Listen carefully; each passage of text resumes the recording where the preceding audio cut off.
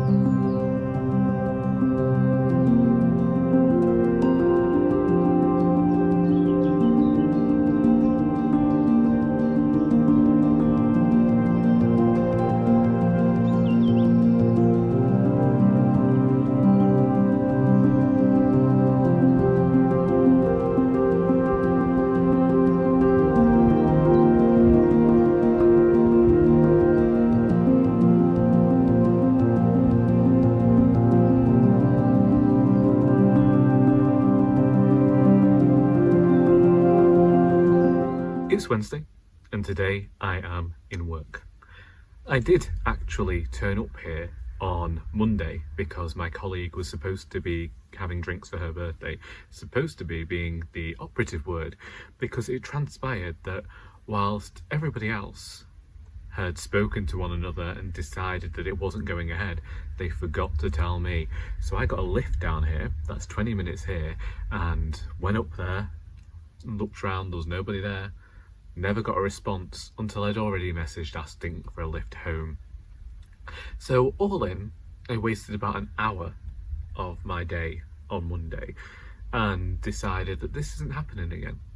That I'm just not going to be coming down here to go down the road for drinks, because too often I've turned up and they've cancelled. I said I should have known that this was going to happen, because this is the same woman who cancelled my 30th birthday celebrations back in the day.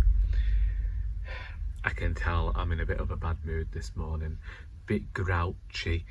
I do think it might be a case of a headache coming along, a migraine type situation.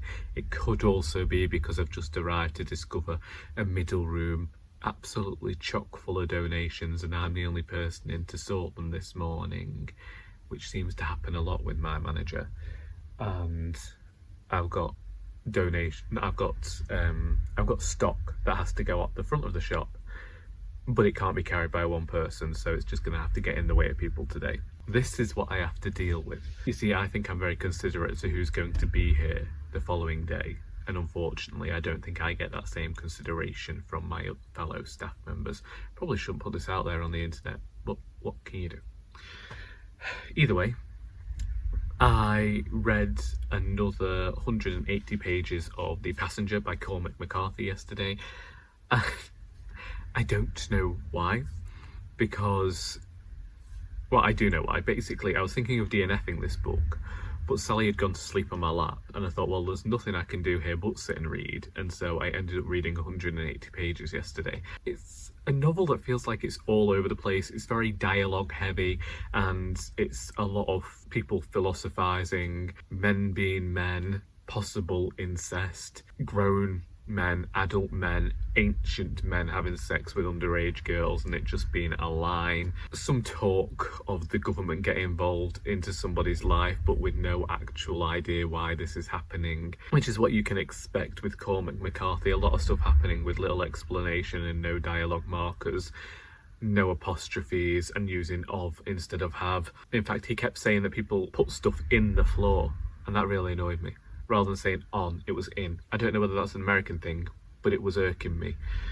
Either way, I've got 90 pages left and I'm planning on finishing it tonight. That could even be why I'm in a bad mood, because I'm reading a book that isn't really that fantastic. It's fast because there's so much dialogue. That's another problem I have, is that whilst he can write dialogue, he includes all the unnecessary bits of dialogue too. I mean, I can't have too much bad to say about the guy because he has gone and carked it, so there's no way he's going to learn how to edit for his next novel. But I'm going to be reading Stella Maris after this because they kept saying that that book was a coda to this book, and I want to see whether it does actually do anything when you read them in conjunction with one another. I feel like they are both going to end up at the charity shop. I'd say that that is disappointing to me, but it isn't really.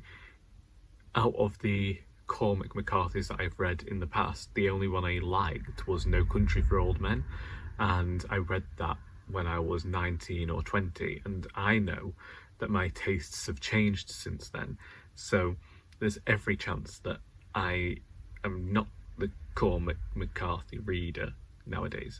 I'm going to go and get myself a cup of coffee in the hopes of either hyping myself up or calming myself down or coming to some sort of level. Maybe I should have taken painkillers before I got here.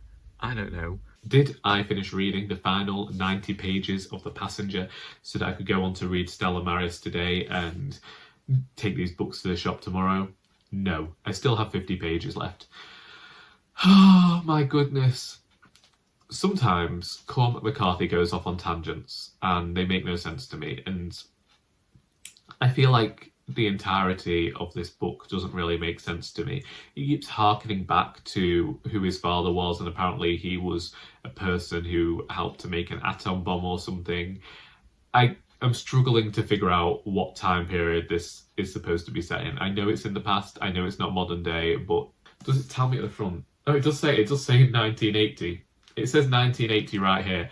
I suppose that's a sign with it saying 1980 there. Does it tell you anywhere else? I swear it doesn't tell you anywhere else. If you haven't read the blurb, then it does not reveal what time period this is in. And I guess if you know a lot about American history, you'll be able to place this book, but as somebody who doesn't. But is that a problem? Because I always write regional books set in England, and if you aren't from this region, then you aren't going to get some of my jokes. So should I have a problem with that? Probably not. I guess I just don't like it as much as I thought I would. I have previously enjoyed Cormac McCarthy, but the whole thing that I've been talking about and I just recorded a favourites video, and this was originally going to be on there just to bump up the number to 3. And as I was recording, I took it off there because I was talking about how I believe I've outgrown the author. And when I was much younger, I think that I was a different type of reader. Whereas now I look at McCarthy's work and there's just something about it that I don't get. Should I continue reading an author whose books might definitely not be for me anymore? I don't know. But I'm going to finish this one. I am going to read Stella Maris. And I am considering keeping Blood Meridian and Child of God on my shelves to read because that'll give me more of an opinion as to whether I have outgrown this author. I'm still put off by reading Blood Meridian because of all of the grim stuff going on within its pages, and some people have called it the grossest, most horrific novel that they've ever read. It's a case of we will see. It's not on my TBR for June. I have no urgent plans to read it. Otherwise, work yesterday, after I spoke to you, the singular volunteer for the morning came in and left at 12. I had 2 volunteers booked down for the afternoon, one of which doesn't usually work on Wednesdays, but I'd asked her to come in when I worked with her on Friday, and I was incredibly grateful that she did, because the other volunteer who was on the rota didn't turn up. Nobody had informed me that that was going to happen. It's been a week full of just feeling entirely lackadaisical and languid, and honestly, it's all the fault of the weather. If it had been sunnier and more spring-like, then that would have been fine, but when it's all rainy out there, my immediate thought is, let's get in the corner, hunker down, and just read, as I've talked about before. My brother's also currently got this horrendous cold, which I'm terrified of catching, because I'm hosting Poems and Pints next week, and I could do without being ill whilst that is happening.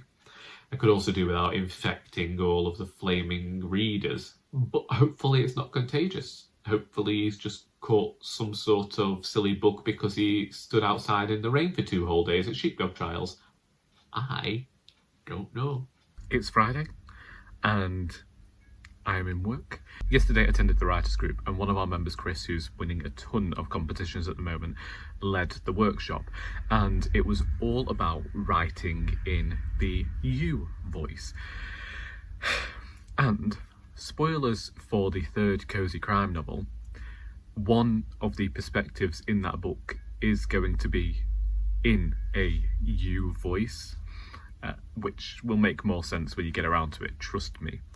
And so I wrote 2.5 pages from that perspective, and so I'm thinking I now have the start of the 3rd cozy crime novel.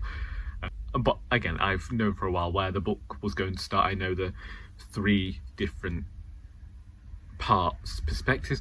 There aren't really 3 different perspectives. There are a first person, there is a first person to somebody else narration, there is Alice's point of view, and there is Duke's point of view, but they're both told in the 3rd person, so I don't know what you would call that. Let's hope you don't call it a mess. And when I had finished a walk on Wednesday, I thought of another scene that needs to go into the 2nd Alice Valentine book to just make things seem like they make more sense and more linear. It doesn't feel like it's this huge jump in terms of a certain scene.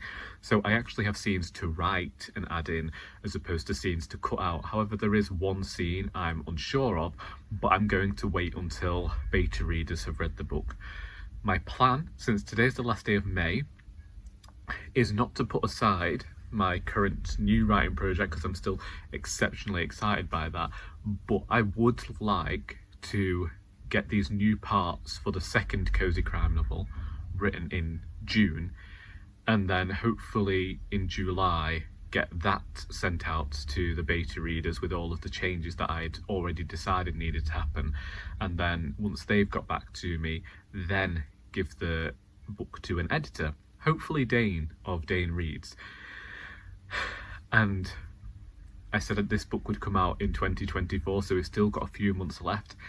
In my mind, I'm thinking of November because that was originally going to be the date that I brought An Heir to Murder out all those years ago.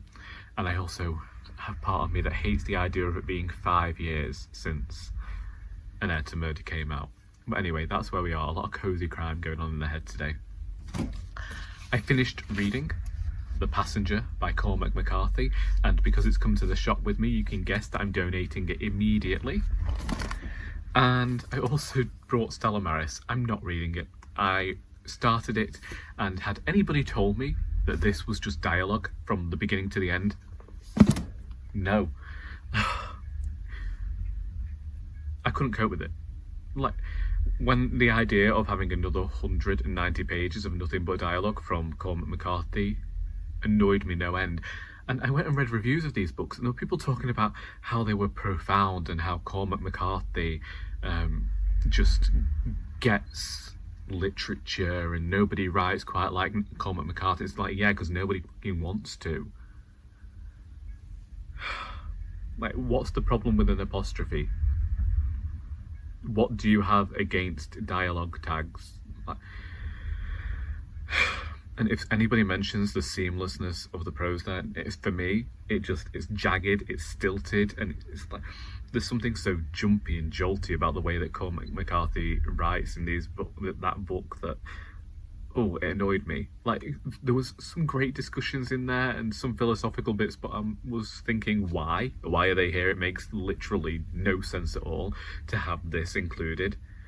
For me, it felt like a debut novel where they just threw everything in there and thought, well, here you go, here's some ideas for you. I can't give a shit about the story. Like, there is no story. It's just this man plodding along through life, and we forget the first 100 pages of the book towards the end. Nothing comes to any sort of resolution, and it really annoyed me. there was no reason to tell me that this man was diving down to a plane, because that all comes to naught. Really? So annoyed. So annoyed. So very annoyed that I wasted a week on these books. But yes, they're now here. And I'm not going to be starting anything new tonight.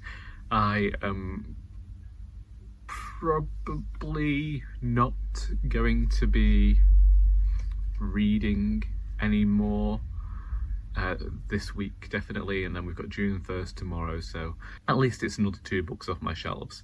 I could have brought more with me today, but I didn't. And I have to have a conversation with myself about some of the books that remain on my shelves. Anyway, since I'm not planning on reading anything, and this is a reading vlog, then what I'm going to do is call things to an end here and just take the weekend off vlogging entirely. So if you've read Cormac, McCarthy, either of these books, and would like to discuss them, then please feel free to do so in the comments. If you absolutely adore him and this dude wrote it, fantastic, good for you. It's not for me, but if you find something within there that I don't, good for you. And if there's anything else that I mentioned in this video that you wish to discuss, then please feel free to do so. I hope that you have enjoyed this video, because until next time, that is all.